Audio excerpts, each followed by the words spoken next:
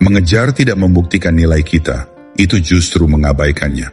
Ketika kamu diam, mereka dihadapkan pada diri mereka sendiri, tanpa kehadiranmu yang menenangkan rasa kesepian mereka. Waktu mulai terasa berbeda bagi mereka tanpa suaramu, energimu, dan dukunganmu. Awalnya, mereka mungkin merayakan kebebasan mereka, tetapi seiring berjalannya waktu, keheninganmu mulai menggerogoti kepercayaan diri mereka. Itu seperti air yang menetes di batu, lambat tetapi pasti. Mereka mungkin berpura-pura baik-baik saja dengan media sosial dan tawa palsu, tetapi ketika mereka sendirian, keheninganmu menjadi guntur di dada mereka. Kita sering terjebak dalam pemikiran bahwa kebisingan sama dengan kekuatan. Namun, dalam stoikisme, diam berarti pengendalian. Kamu tidak perlu melakukan apa-apa. Yang perlu kamu lakukan adalah membiarkan waktu bekerja, karena waktu tidak terkalahkan. Waktu menghancurkan kepercayaan palsu dan mengungkap ilusi. Sementara mereka bingung dengan pilihan yang mereka buat, kamu tidak menunggu. Kamu sedang bertumbuh dan menjadi lebih kuat dari sebelumnya. Mereka pikir kamu akan hancur, tetapi sebaliknya, kamu sedang membangun dirimu. Jadi, saat kita menjalani perjalanan ini, ingatlah bahwa kamu tidak butuh balas dendam, kebisingan, atau validasi. Yang kamu butuhkan adalah keheningan, waktu, dan harga diri. Ketika kamu berpegang pada itu, penyesalan akan mengurus sisanya. Katakan pada dirimu sekarang, saya memilih diam. Tulis di komentar di bawah ini. Tekan tombol suka dan berlangganan agar tidak ketinggalan informasi penting lainnya. Ingat, semakin lama mereka tanpamu, semakin sakit rasanya. Dan semakin sedikit kamu mengejar, semakin bebas kamu. Nomor 1, kelegaan awal. Mereka berpikir mereka baik-baik saja tanpamu. Namun, bukan kematian yang perlu ditakuti, tetapi jangan takut untuk memulai kehidupan. Marcus Aurelius pernah berkata demikian. Anehnya, banyak orang merasa telah mulai menjalani hidup setelah meninggalkannya. Mereka menyebutnya kebebasan dan perdamaian. Namun, sebenarnya yang mereka mulai adalah proses lambat yang dihancurkan oleh waktu. Ketika mereka pergi, mereka merasa seperti pemenang. Mereka percaya bahwa diam adalah kemenangan. Mereka yakin telah melarikan diri. Pada saat itu, mungkin Anda juga merasa takut jika mereka benar. Tapi izinkan saya menjelaskan apa yang sebenarnya terjadi. Bayangkan seekor burung terbang keluar dari sangkarnya, percaya bahwa ia menuju surga. Awalnya ia merasa luar biasa. Angin di bulunya, langit terbuka. Namun burung itu segera menyadari bahwa ia tidak terbang menuju kebebasan, melainkan menuju kelaparan, badai dan malam dingin tanpa pelindungan. Itulah perasaan mereka saat pertama kali melepaskanmu. Pada awalnya, mereka merasa langit terbuka. Mereka berkata pada diri sendiri, lebih baik aku sendiri. Aku tidak membutuhkannya. Aku sudah move on. Mereka memposting momen bahagia, memberitahu teman-teman bahwa mereka berkembang, dan meyakinkan diri sendiri bahwa Anda hanyalah bab lain, bukan keseluruhan buku. Di hari-hari awal Anda bertanya-tanya, apakah saya penting? Apakah semua momen itu tidak berarti? Mengapa mereka terlihat bebas sementara saya merasa sakit? Itu adalah ketakutan yang berbicara. Ketakutan bahwa kelegaan mereka berarti harga diri Anda tidak nyata. Namun mari kita bongkar kebohongan ini. Kelegaan mereka bukanlah kebebasan. Itu hanya rasa mati rasa setelah keputusan impulsif. Itu bukan kejelasan, tetapi penyangkalan. Ego manusia seringkali menipu. Ketika mereka pergi, kesombongan berbisik, kau melakukan hal yang benar, kau kuat. Suara itu keras pada awalnya, menenggelamkan kebenaran. Namun ilusi selalu memudar. Kepercayaan mereka tidak bertahan lama. Itu tidak berakar pada kebenaran, tetapi pada penghindaran. Tanyakan pada diri Anda, jika mereka benar-benar damai, mengapa mereka perlu menunjukkan betapa bahagianya mereka? Mengapa selalu ada gangguan dan usaha untuk mencari perhatian? Anda sudah tahu jawabannya. Orang yang benar-benar bebas tidak perlu mengumumkannya. Mereka menjalaninya dengan tenang.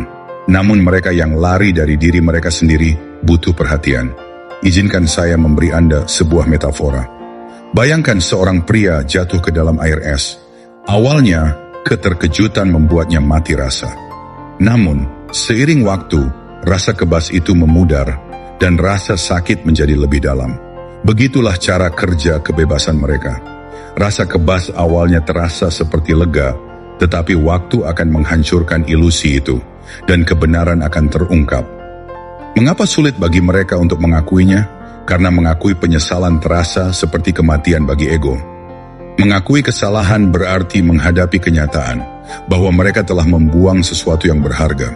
Sebagai gantinya, mereka memperbesar kelemahanmu dan membesar-besarkan ketidaksempurnaan Anda untuk meyakinkan diri mereka bahwa melepaskanmu adalah langkah yang tepat. Namun, jauh di dalam hati mereka tahu, pertempuran antara ego dan hati telah dimulai. Disinilah stoicisme menjadi sekutu Anda. Saat mereka bergulat dengan penyangkalan, Anda tidak perlu melakukan apa-apa. Anda tidak perlu menjelaskan diri atau membuktikan nilai Anda. Biarkan keheningan yang berbicara. Keheningan adalah cermin, dan waktu adalah alat yang menghancurkan kepercayaan palsu mereka. Ingatlah, kelegaan mereka hanya sementara. Harga diri mereka rapuh, tawa mereka dangkal. Itu seperti rumah yang dibangun di atas pasir. Tetaplah tegar hingga gelombang waktu datang. Saat itu terjadi, penyangkalan mereka akan runtuh, dan Anda tidak perlu melakukan apa-apa. Namun Anda mungkin berpikir, bagaimana jika mereka tidak menyesal? Bagaimana jika mereka tidak melihat ke belakang? Itu adalah ketakutan lagi. Ketakutan adalah pembohong terburuk. Ingatlah, orang dapat menggantikan tubuh, tetapi tidak jiwa. Mereka dapat menemukan teman baru, tetapi tidak bisa menggantikan koneksi yang Anda miliki. Semakin lama mereka hidup tanpamu, semakin jelas hal itu. Pada awalnya mereka mungkin merasa baik-baik saja dan percaya bahwa mereka telah membuat pilihan yang tepat. Namun berilah waktu, topeng itu akan jatuh, pertunjukan itu akan berakhir, kebisingan akan memudar. Dan saat itu terjadi, keheningan berteriak lebih keras daripada kata-kata Anda. Disinilah Anda bangkit. Daripada mengejar atau membuktikan, investasikan energi itu pada diri Anda sendiri. Bangun kembali, perkuat diri Anda. Bersinar dengan cara yang belum pernah Anda lakukan sebelumnya. Dan cahaya itu adalah hukuman yang tidak mereka duga. Saat mereka tenggelam dalam kekosongan pilihan mereka, Anda berdiri lebih tegak dan lebih bebas. Tidak ada yang lebih menyakitkan bagi mereka daripada melihat Anda berubah menjadi seseorang yang tidak bisa mereka jangkau lagi. Jadi, tetaplah tenang. Jangan pecahkan kesunyian. Jangan biarkan penampilan awal mereka menggoyahkan keyakinan Anda. Ingatlah kebenarannya. Kelegaan mereka adalah awal kejatuhan mereka. Semakin mereka berpura-pura baik-baik saja, semakin keras tabrakannya saat kenyataan datang. Dan saat itu terjadi, Anda tidak perlu mengatakan sepatah kata pun. Tegaskan bersama saya sekarang juga, diam adalah kekuatanku. Waktu adalah sekutuku. Harga diri adalah perisaiku. Tulis di komentar di bawah ini. Tunjukkan pada mereka. Tunjukkan dirimu. Tunjukkan pada dunia bahwa Anda tidak akan lagi mengukur harga diri Anda berdasarkan penyangkalan orang lain. Dan tetaplah bersamaku, karena apa yang terjadi selanjutnya adalah tahap yang tidak mereka duga. Nomor 2, tanda-tanda halus dari kekosongan mulai terlihat. Kita lebih sering menderita dalam imajinasi daripada dalam kenyataan. Seneca berkata, dan teman-temanku, ketika seseorang menjauh darimu, penderitaan yang mereka coba kubur tidak langsung terasa. Awalnya, mereka membayangkan telah lolos, tetapi kenyataan tak terkecoh. Ia menunggu. Ia mengintai mereka dalam keheningan. Ia berbisik di celah-celah. Karena inilah kebenarannya. Kehampaan tidak menghantam mereka seperti badai di awal. Tidak, ia menyelinap masuk seperti bayangan, muncul dalam cara-cara kecil, hampir tak terlihat, hingga mustahil untuk diabaikan. Bayangkan ini. Mereka sedang pergi bersama teman-teman. Tawa memenuhi ruangan, minuman di tangan. Untuk sesaat semuanya terasa baik-baik saja, tapi kemudian sebuah lagu diputar. Lagu yang dulu kalian berdua senandungkan di mobil. Jendela terbuka, sinar matahari menyinari wajah kalian. Dan tiba-tiba, selama 3 detik, mereka tak lagi berada di ruangan itu. Mereka kembali bersamamu. Hanya sekejap, hanya kenangan yang berlalu, tetapi cukup untuk membuat senyum mereka pudar, meskipun tak seorang pun menyadarinya.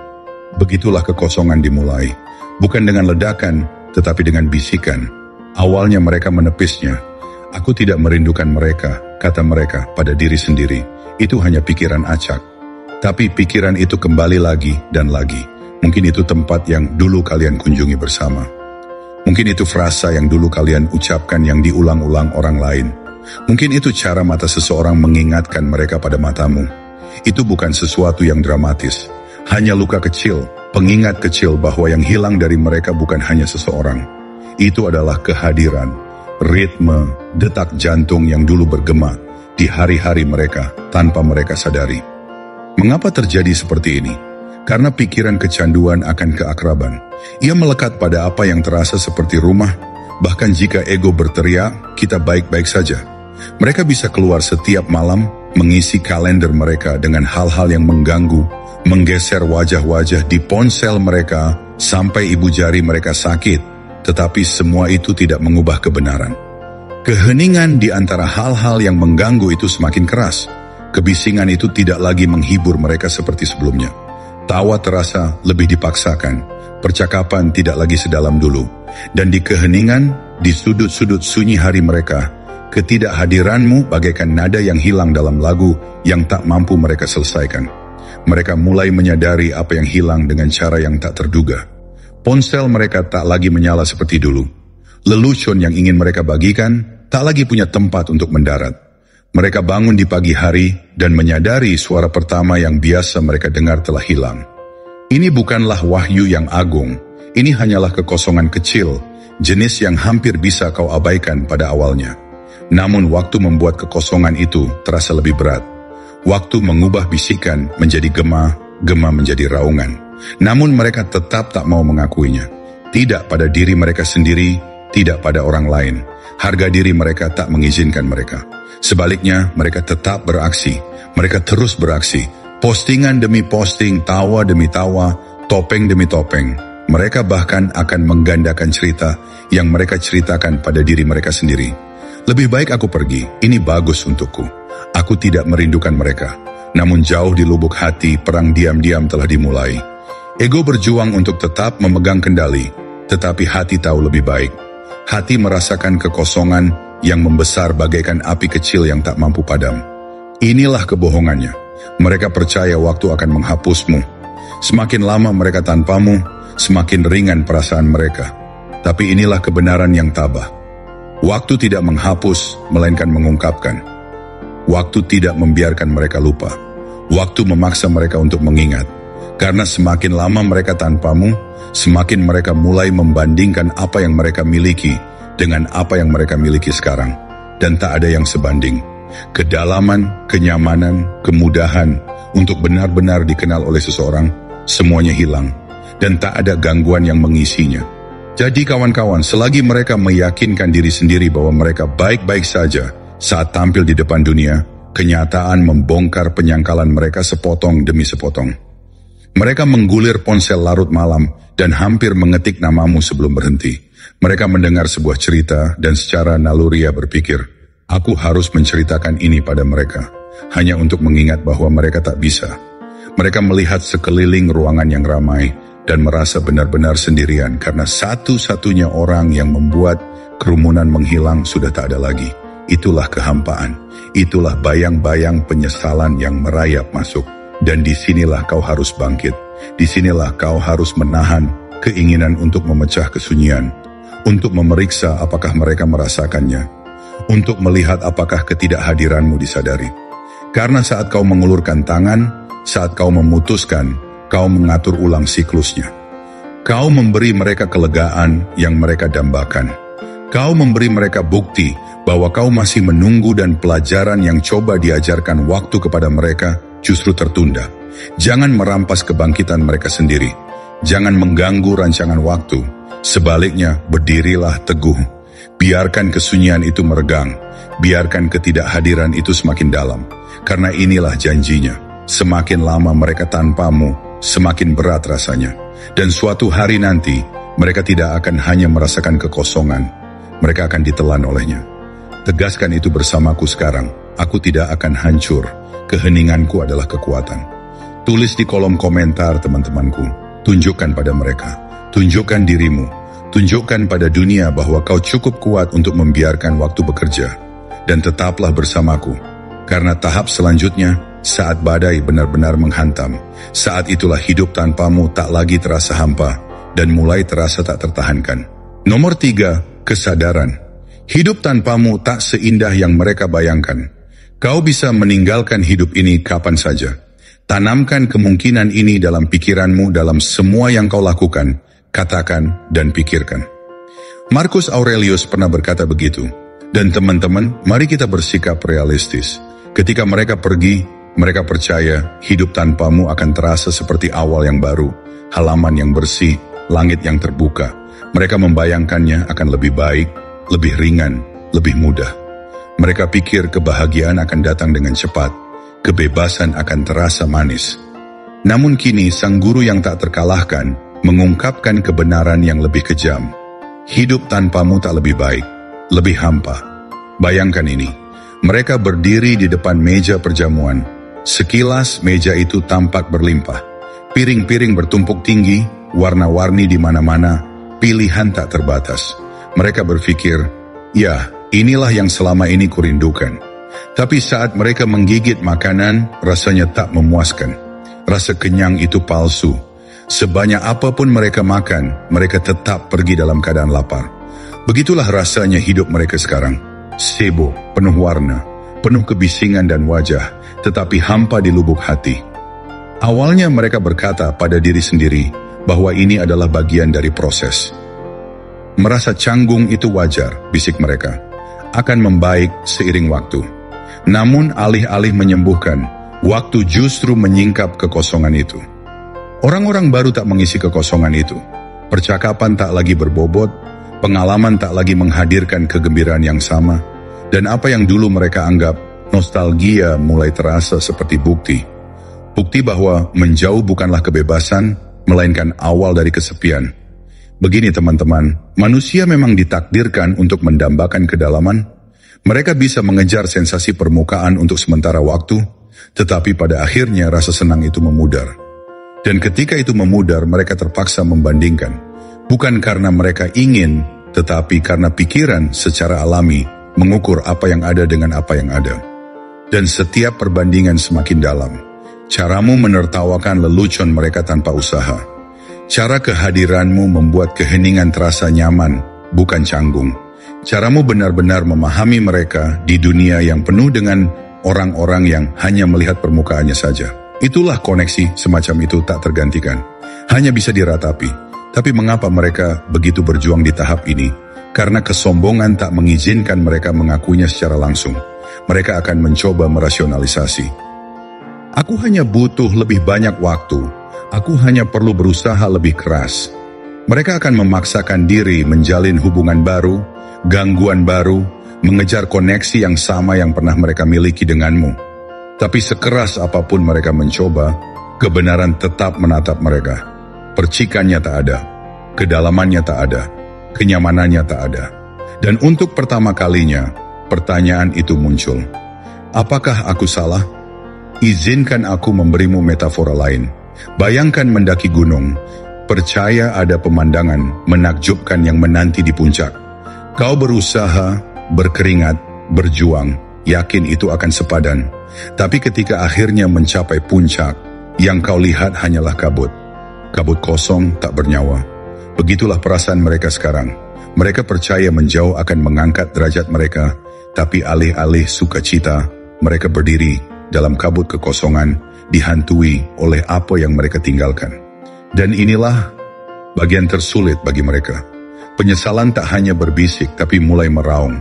Mereka mengulang alasan yang mereka katakan pada diri sendiri untuk pergi, tapi alasan itu tak lagi relevan. Alasan itu tampak valid di tengah panasnya emosi, di tengah mabuknya harga diri. Tapi di bawah beban kenyataan, alasan-alasan itu runtuh. Pembenaran berubah menjadi alasan. Alasan berubah menjadi rasa malu. Sementara itu, Anda tak lagi berada di tempat mereka meninggalkan Anda. Anda mulai beradaptasi.